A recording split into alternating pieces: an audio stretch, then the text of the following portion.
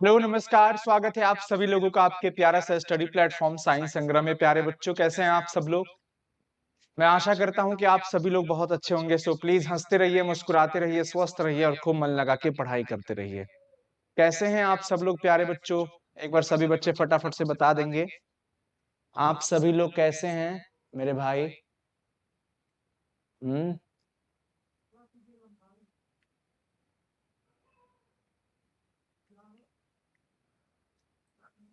बढ़िया, एकदम मस्त। एक सेकंड बच्चों। हाँ,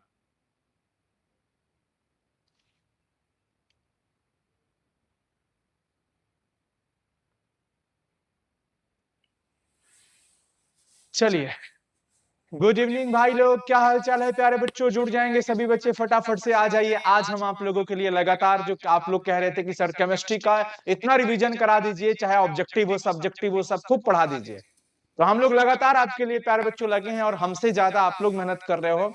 आपकी मेहनत को मैं अप्रिशिएट करता हूं। आप सभी लोग बहुत मेहनती हैं और मेहनती बनना पड़ेगा प्यारे बच्चों। अगर किसी चीज को हासिल करना है तो अपने इरादों को मजबूत रखना पड़ेगा। परिस्थितियां भले थोड़ी बहुत लड़खड़ाएंगी, लेकिन लड़खड़ाना नहीं है। हर विषम परिस्थितियों में अपने आप को मजबूत रखना है, डटे रहना है। अंगद की तरह अपना पैर जमा देना है, जैसे रावण भी न डगमगा पाए वैसे अपने को डगमगाने नहीं देना है इन विषम परिस्थितियों के आगे। हौसला बुलंद रखिए, मेहनत करते रहिए, परिणाम अच्छा होगा, लेकिन परिणाम की चिंता नहीं करना है। चलिए, कैसे हैं आप सब लोग? मम्मी पापा सब लोग अच्छे हैं? कुछ बच्चे कह रहे सर आप आज ऐप पे क्लास नहीं ले पाए आप। मेरे गले में प्रॉब्लम हो गई थी क्योंकि इससे पहले लगातार जो 2 दिन क्लास चला प्यारे बच्चों, उसके वजह से थोड़ी सी दिक्कत हो गई थी। आवाज नहीं निकल पा रहा था, बहुत बैठा बैठा सा आवाज था, बोलने में दिक्कत हो रहा था। इस वजह से हम सुबह में क्लास नहीं ले पाए, क्षमा चाहते हैं उसके लिए। लेकिन वो क्लास हो जाएगी, टेंशन मत लीजिए आप लोग। चलिए स्टार्ट करें प्यारे बच्चों। चलिए स्टार्ट करते हैं हम सब लोग। आज हम आप लोगों के लिए पूरे किताब से, फिर ओवरऑल चैप्टर 1 से लेकर चैप्टर 16 तक क्वेश्चन लेके आया हूं, ऑब्जेक्टिव। भले सुबह क्लास नहीं लिया, लेकिन सारा दिन बैठ के आपके क्वेश्चन सेट किया हूं, क्वेश्चन बनाया हूं। बाइलिंगुअल है, हिंदी मीडियम के साथ साथ इंग्लिश मीडियम के बच्चों के लिए भी हेल्प हो जाएगा। एक बार सभी लोगों से रिक्वेस्ट करूंगा कि प्लीज वीडियो को लाइक कर लीजिए, चैनल को सब्सक्राइब कर लीजिए प्यारे बच्चों। 2026 के फाइनल बोर्ड एग्जाम में, आपके एग्जाम में बेहतर नंबर लाने के लिए ये सारे सेट बहुत इंपॉर्टेंट होने वाले हैं। यहां से क्वेश्चन भी बन सकते हैं। आप आपको अपने आप में तैयारी मजबूत रखना पड़ेगा। दूसरी चीज, आज के 70 सवाल में अगर अगर आज के 70 सवाल में कोई 50 प्लस क्रॉस करता है तो समझ जाइए आपकी तैयारी ठीक चल रही है। आइए जांच लीजिए आप सभी लोग हमारे साथ, खुद को जांच लीजिए कि आपकी तैयारी कितनी अच्छी चल रही है। खुद को जांचना जरूरी है कि आप 70 में 50 सॉल्व कर पा रहे हैं कि नहीं, ये देखना बहुत जरूरी है। ठोस अवस्था में सबसे अधिक पैकिंग, ठोस अवस्था में प्यारे बच्चों सबसे अधिक पैकिंग की दक्षता किस प्रकार की संरचना में होती है? साधारण घन में होता है कि पिंड केंद्रित घन में होता है कि फलक केंद्रित घन में होता है कि इनमें से सभी में होता है?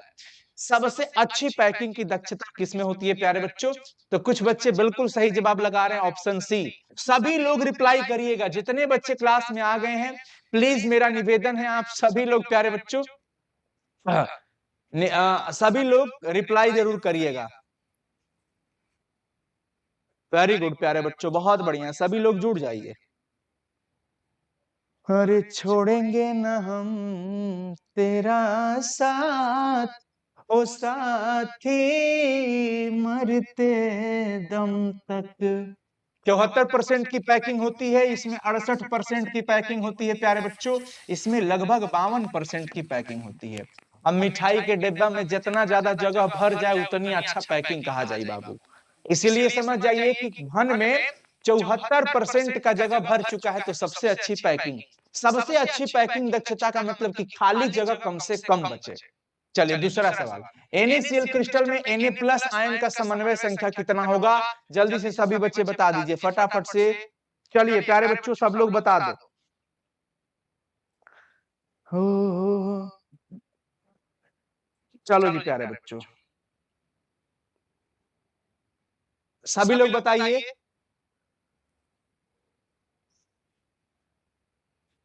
सभी लोग जरा बताएंगे प्यारे बच्चों फटाफट से। एक सेकंड रुको, मैं थोड़ा सा आ जाऊं पानी लेके। एक सेकंड प्यारे बच्चों, थोड़ा गर्म पानी रख लूं पास में, है ना।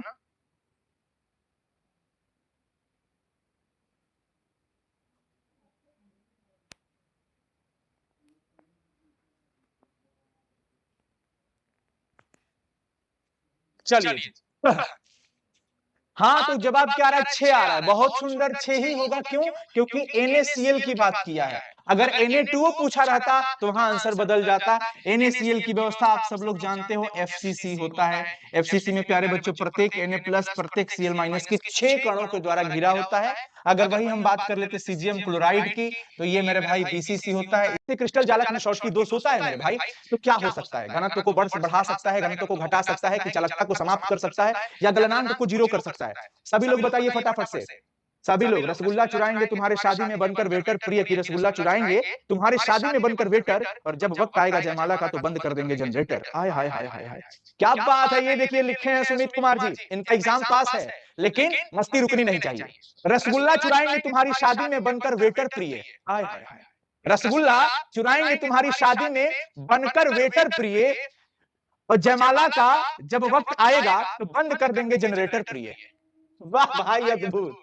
इधर शॉर्ट की दोस्त प्रॉब्लम में पड़ गया तुम्हारा शायरी सुन के। शॉर्ट की दोस्त में घनत्व घट जाता है।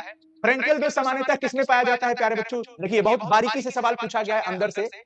फ्रेंकल दोष किस प्रकार के क्रिस्टल में पाया जाएगा? धात्विक ठोस में, कि छोटे धनायन वाले आयनिक ठोस में, कि आणविक ठोस में, कि सहसंयोजक? मैं बता दूं, शॉर्ट की दोष हो चाहे फ्रेंकल दोष हो प्यारे बच्चों, ये हमेशा पाए जाते हैं आयनिक क्रिस्टल में। लेकिन जिसमें धनायन और ऋणायन का आयन का आकार लगभग बराबर होगा, उसमें शॉर्ट की दोष पाया जाएगा। और जिसमें बहुत ज्यादा का अंतर होगा, यानी कि धनायन बहुत छोटा होगा, तब जाके उसमें फ्रेंकल। तो यहां पूछ रहे हैं कि छोटे धनायन वाले आयनिक ठोस में पाया जाएगा। ऑप्शन डी लगना चाहिए। क्या आ रहा है ऑप्शन आप लोगों का? वेरी गुड प्यारे बच्चों। चैनल सभी लोग सब्सक्राइब कर दीजिएगा, और प्लीज प्यारे बच्चों वीडियो लाइक जरूर कर देना। अणुसंख्य गुणधर्म किस बात पर निर्भर करता है? क्वालिटेटिव प्रॉपर्टीज डिपेंड ऑन विलय की प्रकृति, की विलायक की प्रकृति, की विलय के कणों की संख्या, की विलयन कारण। अणुसंख्य गुणधर्म ऐसा गुण होता है जो सिर्फ और सिर्फ विलय के कणों की संख्या पर डिपेंड करता है। नंबर ऑफ सोल्यूट पार्टिकल कितने हैं, उसी के हिसाब से वो अपना प्रॉपर्टीज चेंज करेगा। तो यहां पर प्यारे बच्चों ना तो नेचर से मतलब है, और ना ही उसका सिग्नेचर से मतलब है तो कणों की संख्या से। अब कौन कहता है कि नेचर और सिग्नेचर नहीं बदलता है? बदलता है। दिल टूटे तो नेचर बदलता है, और हाथ में चोट लगे तो सिग्नेचर बदलता है। लेकिन यहाँ विलय के कणों की संख्या पर ही अणुसंख्या गुणधर्म निर्भर होगा। कुछ भी हो जाए, नेचर सिग्नेचर से मतलब नहीं है। NaCl के पूर्ण विघटन पर वांट हाफ फैक्टर I का मान कितना होगा? देखो मेरे भाई, आप सब लोग जानते हो NaCl हम 1 मोल डालते हैं, लेकिन अंदर जाकर के पूर्ण विघटित होकर के ये 2 मोल हो जाता है। हम इसको डाले कितना? 1 मोल। लेकिन यहाँ पर ये 1 मोल सोडियम का आयन अलग बन गया, और 1 मोल क्लोराइड आयन प्यारे बच्चों अलग बन गया। पूर्ण विघटन के केस में आप सभी लोग जानते हो I का मान बराबर क्या हो जाता है? 1 प्लस अल्फा। और यहाँ पूर्ण विघटन के लिए इसका वैल्यू 1 हो जाता है, 1 प्लस 1 बराबर 2। और जनरली I का मान यहाँ पर प्यारे बच्चों कितना आ गया जी? 2 आ गया। हम लोग यही जानते हैं कि आयनों की संख्या दे दिया उतना, तो बस उतना में निकाल लो फटाफट से। आदर्श विलयन में डेल्टा H मिक्स का मान क्या होता है? आदर्श विलयन के लिए प्यारे बच्चों डेल्टा H मिक्स का मान और डेल्टा B मिक्स का मान 0 होता है। जब विलयन आदर्श हो तो आयतन में कोई परिवर्तन नहीं, उष्मा में कोई परिवर्तन नहीं। 0 0 शून्य। क्या जवाब आ रहा है आप लोगों का? क्या बात है, क्या बात है। सर क्रैश कोर्स का चैप्टर वाइज ऑब्जेक्टिव याद कर लेंगे तो हो जाएगा ना सर? बिक्की राज बाबू हो जाएगा, लेकिन ये डेली वाला सेशन प्रैक्टिस करते रहो, क्योंकि ऑब्जेक्टिव के केहू माई बाबू ना होला। केहू कहे कि हई हतने 40 गो ऑब्जेक्टिव देते नहीं, रट जा काम हो जाई, कभी ना बब्बू। ऑब्जेक्टिव के कोनो माईए बाबू नहीं है। जितना ज्यादा से ज्यादा प्रैक्टिस कर सको लोग बाबू हमार, उतना ज्यादा बढ़िया रही। 70 गो में से 35 गो बनावे के बाद ऐसे जितना ज्यादा प्रैक्टिस करो उतना ही बेहतर है। अगला सवाल है, क्वथनांक का उन्नयन का सही सूत्र बताइए। देखिए क्वथनांक का उन्नयन मतलब डेल्टा टीबी, और ये मूल लता के समानुपाती होता है, ऐसा बात राउत चाचा बोले थे। तो डेल्टा टीबी बराबर ये हटा तो कांस्टेंट लगा केबी इंटू ए। यहां बताइए सभी लोग क्या जवाब होगा? जल्दी से फटाफट, जल्दी से। Option A course. क्या हो गया? कोर्स हटा दिया गया? कोई कोर्स नहीं हटा बाबू, कोई कोर्स नहीं हटा है। गुरुजी 500 ऑब्जेक्टिव कहां अपलोड है प्लीज बता दीजिए। एप्लीकेशन साइंस संग्रह ऐप के फ्री कोर्स के अंदर, फ्री स्टडी मटेरियल जो है ना, फ्री नोट्स वाला, होम पेज पे फ्री नोट्स के अंदर है। डेल्टा टीबी बराबर केबी इंटू एम। चलिए आगे। हिमांक का अवनमन का सूत्र बस डेल्टा टीएफ हो जाएगा हिमांक में, के एफ इंटू मूल लता हो जाएगा। ये हो जाएगा हिमांक के अवनमन के लिए। नहीं सॉरी गलत है, ये होगा सही। डेल्टा टीएफ के एफ, इसमें डेल्टा टीबी केबी होना चाहिए। चलिए किसी को कोई दिक्कत प्यारे बच्चों? किसी को कोई दिक्कत नहीं है? आगे चलो भाई फटाफट। विद्युत रासायनिक सेल में ऑक्सीकरण किस इलेक्ट्रोड पर होता है?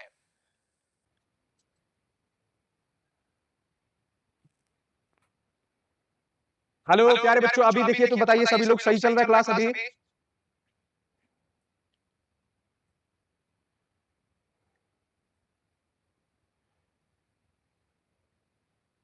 अभी सही चलने लगा प्यारे बच्चों?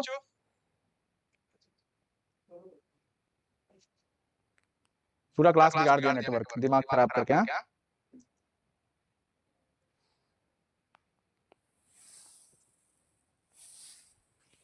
चलिए अभी सही चल रहा है। हाँ चलिए अभी सही चल रहा है। आ जाइए जल्दी लोग, क्लास में आ जाइए सब लोग फटाफट से। फिर से मैं समझता हूँ काफी बच्चे परेशान हो गए होंगे, लेकिन अब क्या करोगे।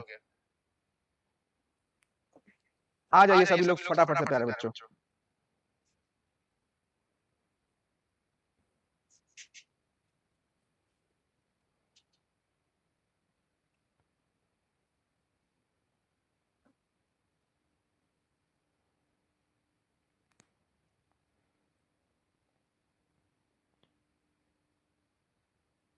स्टार्ट करें ना, क्वेश्चन सॉल्व किया जाए।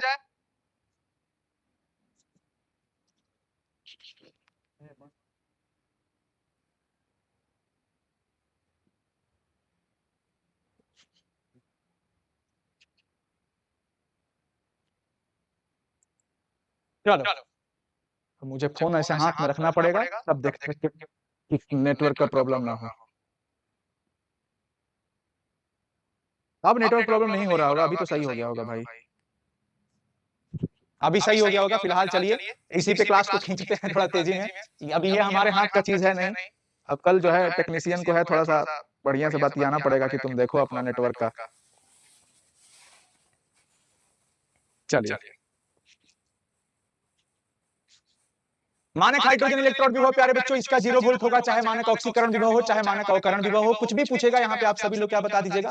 0 बता दीजिएगा। ध्यान रखिएगा सभी लोग प्यारे बच्चों, चाहे मानक ऑक्सीकरण पूछे चाहे मानक अवकरण पूछे, ये प्यारे बच्चों 0 ही होगा। क्या होगा? 0। याद रखना सभी लोग, 0 हो जाएगा। चलिए अगला सवाल की तरफ चलिए। ई नॉट सेल धनात्मक होगा तो क्या होगा? अब सभी लोग जानते हो डेल्टा जी का मान क्या होना चाहिए? Minus NFE। अब यहाँ ये माइनस में इसको होने के लिए ई को पॉजिटिव होना पड़ेगा और तब जाकर के अभिक्रिया स्वतः होगी। अगर ई पॉजिटिव तो delta G negative, delta G negative तो रिएक्शन स्पॉन्टेनियस, स्वतः अभिक्रिया होगी। क्या होगी प्यारे बच्चों? स्वतः अभिक्रिया होगी। स्वतः कब होगी? जब ई का मान धनात्मक होगा। तो वही पूछा, ई नॉट सेल का मान अगर पॉजिटिव होगा, ये नॉट ले लेंगे तो ये नॉट हो जाएगा, ये प्लस होगा तो डेल्टा जी माइनस तो अभिक्रिया स्वतः हो जाएगी। क्लियर है? आगे चलो। नरनष्ट का समीकरण किस लिए उपयोग आता है प्यारे बच्चों? नरनष्ट का समीकरण, नरनष्ट का समीकरण सभी लोग जानते हो। ई बराबर क्या होता है? ई नॉट सेल माइनस 0.0591 बटा n इंटू लॉग क्यू होता है प्यारे बच्चों। यही होता है ना, ये नरनष्ट का समीकरण बोला जाता है। इसको क्या कहा जाता है? नरनष्ट का समीकरण। इलेक्ट्रोलाइटिक सेल में ऊर्जा परिवर्तन होता है। इलेक्ट्रोलाइटिक का मतलब वैद्युत अपघटन सेल। और अगर हम वैद्युत अपघटन सेल की बात करें तो इसमें हम क्या करते हैं? पहले विद्युत धारा देते हैं, विद्युत धारा देंगे तब जाकर के रासायनिक अभिक्रियाएं होती है। यानी कि प्यारे बच्चों यहाँ पर गौर करिएगा सभी लोग, विद्युत धारा मतलब विद्युत ऊर्जा, इलेक्ट्रिकल एनर्जी को कन्वर्ट कर दिया जाता है केमिकल एनर्जी में, रासायनिक ऊर्जा में। तो विद्युत को रसायन में बदला जाता है, विद्युत ऊर्जा को रासायनिक ऊर्जा में कन्वर्ट करते हैं। किसमें? विद्युत रासायनिक सेल नहीं, वैद्युत अपघटनी सेल है। अगर विद्युत रासायनिक सेल होता तो उसमें रासायनिक ऊर्जा से विद्युत ऊर्जा हम लोग प्राप्त कर पाते हैं। समझ गए सभी लोग प्यारे बच्चों? कोई दिक्कत, किसी को कोई परेशानी? चलो आगे देखो। फर्स्ट ऑर्डर अभिक्रिया के लिए हाफ लाइफ का सूत्र क्या होता है? प्रथम कोटि अभिक्रिया के लिए टी हाफ का मतलब 0.693 बट्टा में के होता है। बस यहां पर देख लीजिए 0.693 बट्टा में क्या होता है प्यारे बच्चों? के। 0. अभी भी नेटवर्क प्रॉब्लम हो रहा है क्या? अब तो सही चल रहा है भाई, अभी सही चल रहा है। चलो आगे बढ़ो एकदम। जीरो ऑर्डर अभिक्रिया में रेट क्या होता है? शून्य कोटि की अभिक्रिया में आर। आर तो प्यारे बच्चों के ए की सांद्रता के पावर 0, क्योंकि कोटि 0 है। तो इसमें तो मेरे भाई ये सांद्रता से मुक्त हो गया। सांद्रता पर निर्भर ही नहीं करता अभिक्रिया की दर, सांद्रता पर निर्भर ही नहीं करता है। कैटलिस्ट का मुख्य कार्य क्या है? कैटलिस्ट का मतलब उत्प्रेरक। उत्प्रेरक का काम होता है प्यारे बच्चों सक्रियण ऊर्जा के मान को कम करना।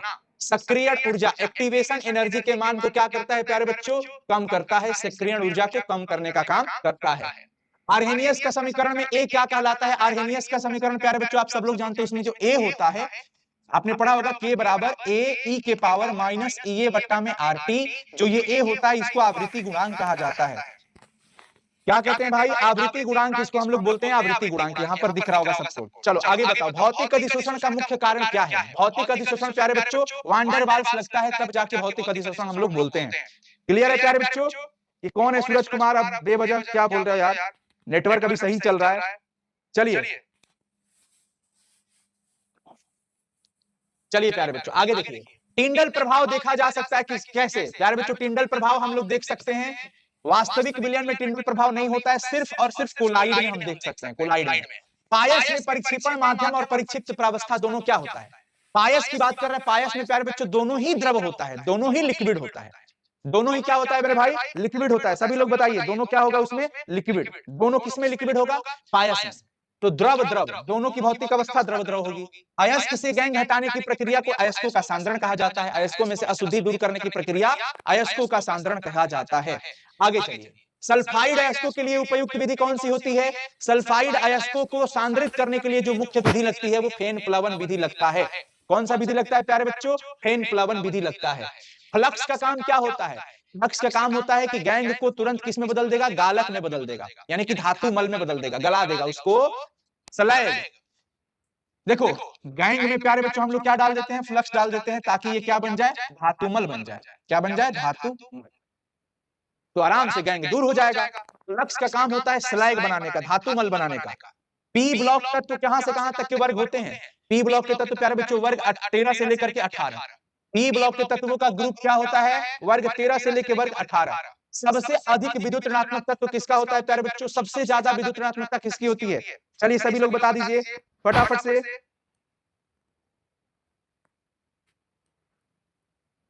क्वेश्चन बैंक याद करके कितना क्वेश्चन बना सकते हैं? पूरा बना सकते हो बाबू, लेकिन अभी हमारा जो 8 बजे से आप लोग क्लास है, अभी हम 26 नंबर सवाल पे आइए, पहले इधर बात कर लिया जाए, सवाल सॉल्व कर लेते हैं।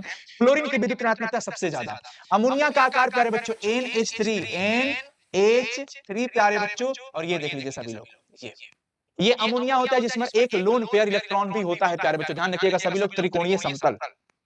नाइट्रोजन सामान्यतः कम क्रियाशील क्यों होता है? क्योंकि नाइट्रोजन के अणुओं में दोनों परमाणु के बीच ट्रिपल बॉन्ड लगा होता है। क्या लगा होता है मेरे भाई? ट्रिपल बॉन्ड लगा होता है। टाइम पे वो फोन आने लगता है। क्या लगा होता है प्यारे बच्चों? हाँ, ट्रिपल बॉन्ड। चलो आगे बढ़ा जाए, चले आगे प्यारे बच्चों। किसी को कोई दिक्कत?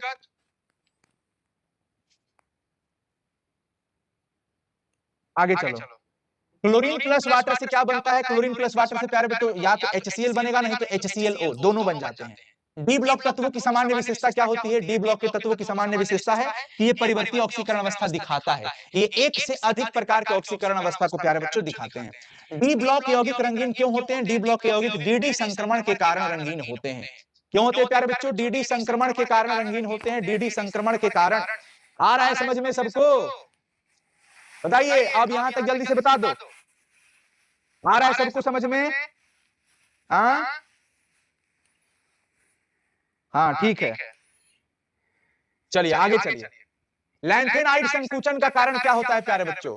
लैंथेनाइड संकुचन क्यों होता है? क्योंकि 4s इलेक्ट्रॉनों में कमजोर शिल्डिंग होता है और नाभिकीय आकर्षण बल ज्यादा होता है। लिगेंड क्या होता है? लिगेंड हमेशा इलेक्ट्रॉन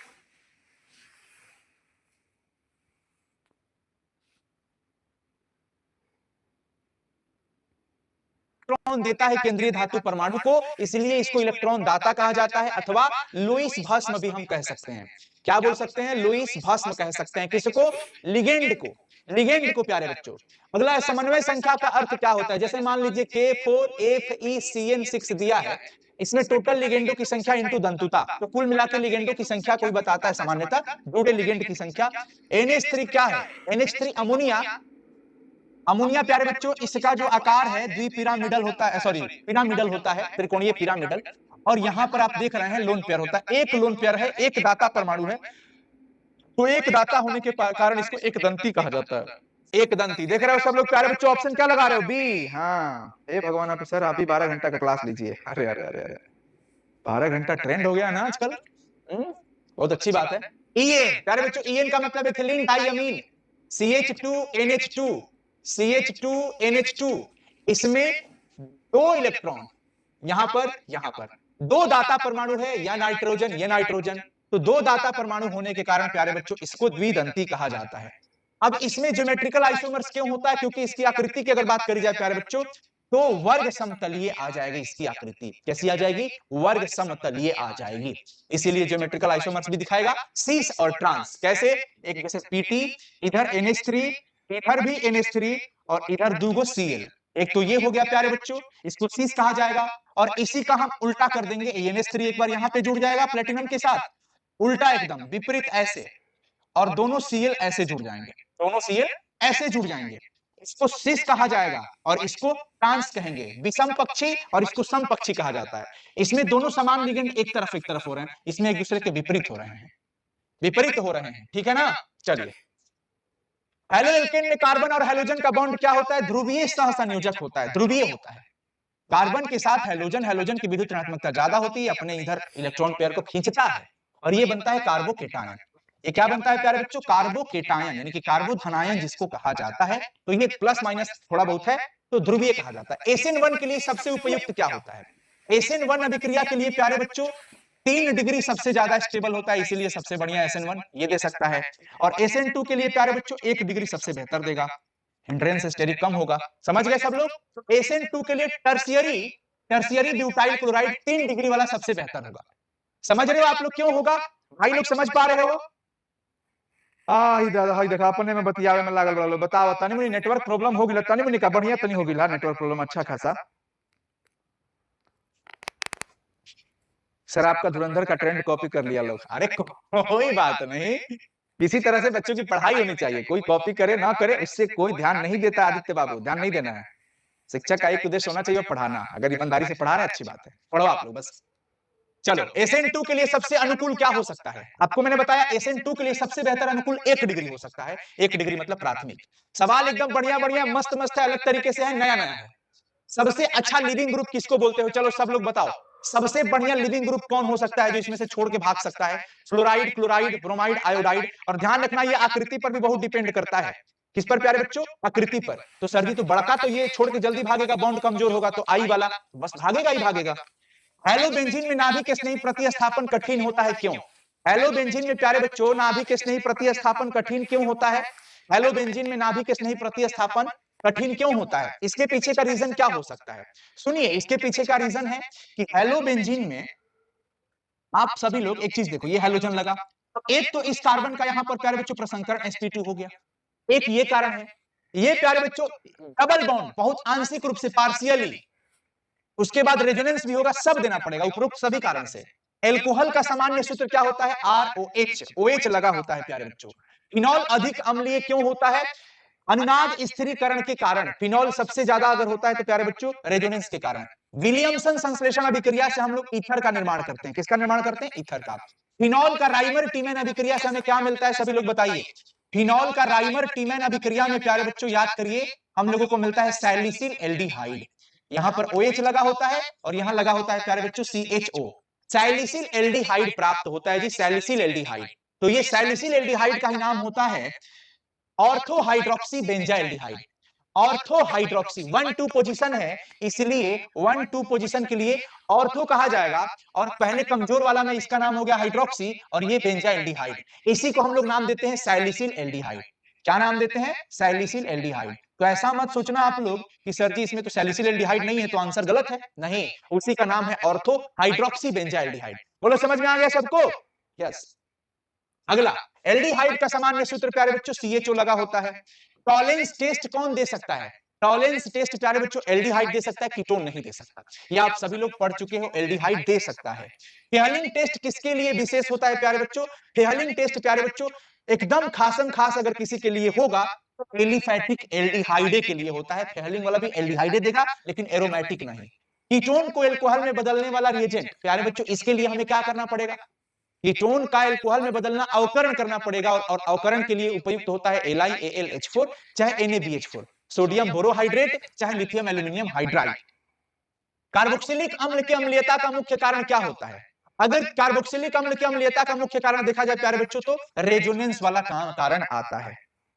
सबसे अधिक अम्लीय कौन हो सकता है बताइए? सबसे अधिक अम्लीय प्यारे बच्चों क्लोरोएसिटिक अम्ल। क्यों? क्योंकि इसमें एक क्लोरीन ग्रुप लगा हुआ है। Chlorine group soda lime C कार्बोक्सिलीकरण पर क्या बनता है? जब आप सोडा लाइम के साथ अभिक्रिया करा दीजिए कार्बोक्सिलीकरण का मतलब हो गया कि आप कार्बोक्सिलिक अम्ल का सोडियम लवण का सोडा लाइम के साथ अभिक्रिया करा दो। RCOONA का NaOH प्लस CaO के साथ अभिक्रिया करा दो तो याद करिए ये भाग जाता था और R और H बनता था, यानी ये होता था प्यारे बच्चों एल्केन। RH का मतलब क्या होता है? एल्केन। अगर यहाँ CH3 होता तो एक H जुड़ करके CH4 बन जाता, यहाँ C2H5 होता तो ये बन जाता C2H6। एल्केन प्राप्त हो रहा है। बताइए सभी लोग क्या प्राप्त हो रहा है प्यारे बच्चों? क्या बोलिएगा? एल्केन। प्राइमरी एमीन का सामान्य सूत्र, प्राइमरी मतलब प्राथमिक एमीन, RNH2। R के साथ एक NH2, दो गो R के साथ NH, यानी इसको इमीन ग्रुप कहते हैं। ये 2 डिग्री हो गया और ये कितना डिग्री हो गया भाई लोग? 1 डिग्री हो गया। और अगर R3 लिखा हुआ है और इसके साथ नाइट्रोजन लगा है तो ये 3 डिग्री कहा जाएगा। अगला, एमीन क्षारीय क्यों होता है? इसके पीछे का रीजन क्या है? क्योंकि नाइट्रोजन पर लोन पेयर इलेक्ट्रॉन होता है, इसीलिए वो अपना लोन पेयर इलेक्ट्रॉन प्रदान कर सकता है। क्षार है, प्रदान करने वाला भस्म कहलाता है। जो लोन पेयर प्रदान करे उसको भस्म कहा जाता है। एनिलीन कम बेसिक होता है। एनिलीन का मतलब समझते हो सब लोग? बेंजीन रिंग के ऊपर NH2 लगा है प्यारे बच्चों, इसको एनिलीन कहा जाता है। क्या कहते हैं दोस्त? एनिलीन कहा जाता है। और ये लोन पेयर का रेजोनेंस में भाग लेना, बस इसी कारण से कम बेसिक कब क्षारीय होता है। कार्बिल परीक्षण से हमें क्या पता चल पाएगा? कार्बिल परीक्षण से प्यारे बच्चों प्राथमिक एमीन का पता चले, वो प्राथमिक एमीन के लिए ही ज्यादा कारगर होता है। कार्बोहाइड्रेट का सामान्य सूत्र ये होता है कार्बन का हाइड्रेट, कार्बन का हाइड्रेट। मोनोसैकेराइड का उदाहरण कौन है? ग्लूकोज। मोनोसैकेराइड किसको कहा जाता है? जिसका जल अपघटन अब संभव नहीं हो, जिसका जल अपघटन अब संभव नहीं हो प्यारे बच्चों, उसी को कहा जाता है क्या? मोनोसैकेराइड। जैसे ग्लूकोज हो गया, फ्रक्टोज हो गया, गैलेक्टोज हो गया, ये सब। ग्लूकोज क्या है? ग्लूकोज को कीटो हेक्सोज बोलोगे, एल्डो हेक्सोज, एल्डो पेंटोज या कीटो पेंटोज। कल ही आप लोगों को ऐप पर पढ़ाया हूं, कल संडे था ना, कल ही आप लोगों को दिन में पढ़ाया था। भाई बताना जरा सभी लोग, तो जरा बताना सभी लोग प्यारे बच्चों। खत्म हो जाएगा 4 मिनट में, 10 सवाल हम लोग बना लेंगे। हाँ 60 का बी बता रहे हैं आप लोग। बी एल्डो हेक्सोज होगा। क्यों? क्योंकि एक तो C6 H12O6 तो कार्बन की संख्या 6 है, मतलब एल्डो है, सॉरी हेक्सोज कहा जाएगा 6 के कारण। और इसमें क्रियाशील मूलक के रूप में एल्डिहाइड होता है, इसीलिए एल्डो हेक्सोज। सुक्रोज को क्या कहिएगा? सुक्रोज अपचायक शर्करा नहीं होता है, ये कल हमने आपको बताया था, वो अनअपचायक शर्करा होता है। क्यों? क्योंकि उसमें कोई मुक्त एल्डिहाइड ग्रुप नहीं होता, इसलिए ये टॉलेंस अभिकर्मक से, फेलिंग अभिलयन से ये अवकृत नहीं होता। प्रोटीन का मूल इकाई क्या होता है? प्रोटीन किससे मिलकर बना होता है? प्रोटीन का सबसे छोटा भाग जल अपघटन करने पर प्यारे बच्चों एमिनो अम्ल प्राप्त होता है। क्या प्राप्त होता है? एमिनो अम्ल। एमिनो अम्ल का मतलब वैसा जिसमें NH2 भी हो प्यारे बच्चों और COOH भी हो, इसको एमिनो अम्ल कहा जाएगा। दोनों ही ग्रुप रहता है। डीएनए में शुगर कौन सा होता है? शुगर मतलब शर्करा। डीएनए का जब हम लोग जल अपघटन कराते हैं तो जो शर्करा प्राप्त होता है वो डीऑक्सीराइबोस होता है, डीऑक्सीराइबोस। और अगर आरएनए के लिए पूछता तो आरएनए में प्यारे बच्चों वो राइबोस होता है। क्या जवाब दे रहे हैं आप लोग? बोलो सभी लोग, पहले बताओ यहां तक ये समझ में आ गई क्या? एक बार जरा सभी बच्चे बताएंगे फटाफट से। प्यारे बच्चों वीडियो नेटवर्क की वजह से कुछ बच्चे क्लास से थोड़ा सा परेशान हो गए, पर आप लोग प्लीज इस वीडियो को देख लीजिएगा, एक बार शेयर कर दीजिएगा, सभी बच्चे वीडियो देख लेंगे, क्लास देख लेंगे। 15-20 मिनट तक नेटवर्क का इशू हो गया था बीच में, दिमाग खराब हो गया था पूरा, दिमाग एकदम डिस्टर्ब हो गया था। चलिए कोई बात नहीं, अभी कर लेते हैं हम लोग। कमेंट कर देना आप सब लोग, आरएनए में कौन सा क्षार नहीं होता है? देखो भाई आरएनए में जो क्षार होता है जल अपघटन कराने से जो नाइट्रोजन युक्त क्षार मिलता है वो मिलता है AgCu, adenine, guanine, cytosine, uracil. Thymine इसमें नहीं मिलता। कौन नहीं होता है? थाइमिन नहीं होता। पॉलीमर क्या है? पॉलीमर का मतलब होता है बहुलक, बहुलक जिसको प्यारे बच्चों अंग्रेजी में वो लिखा जाता है, कभी कभी सवाल में ऐसे लिख दिया जाएगा पॉलीमर। उच्च अणुभार वाला यौगिक होता है प्यारे बच्चों, उच्च अणुभार का, क्योंकि बहुत सारे छोटे छोटे इकाइयों कई सारे एकलकों से मिलकर के प्यारे बच्चों बनता है, इसलिए इसको क्या कहा जाएगा कि उच्च अणुभार का यौगिक है। योगात्मक बहुलक का उदाहरण बताइए जो योग से बना है, संघनन से नहीं बना है। जिस बहुलक को बनाने में कोई अणु नहीं निकलता हो, कोई अणु नहीं निकलेगा, कोई अणु निकलेगा ही नहीं, और एक ही प्रकार के एकलकों से मिलकर लगभग ये बन जाते हैं। तो नायलॉन 6 में प्यारे बच्चों H2O का अणु निकल जाता है। बेकेलाइट बनाओ, इसमें भी प्यारे बच्चों H2O निकल जाता है। पेरिलिन में भी H2O निकल जाता है। इन सब में कुछ ना कुछ निकल जाता है, लेकिन पॉलीथीन को बनाने में कुछ नहीं निकलता, और पॉलीथीन सिर्फ इथिन के बहुलीकरण से बनता है, इथिन के बहुलीकरण से बनता है।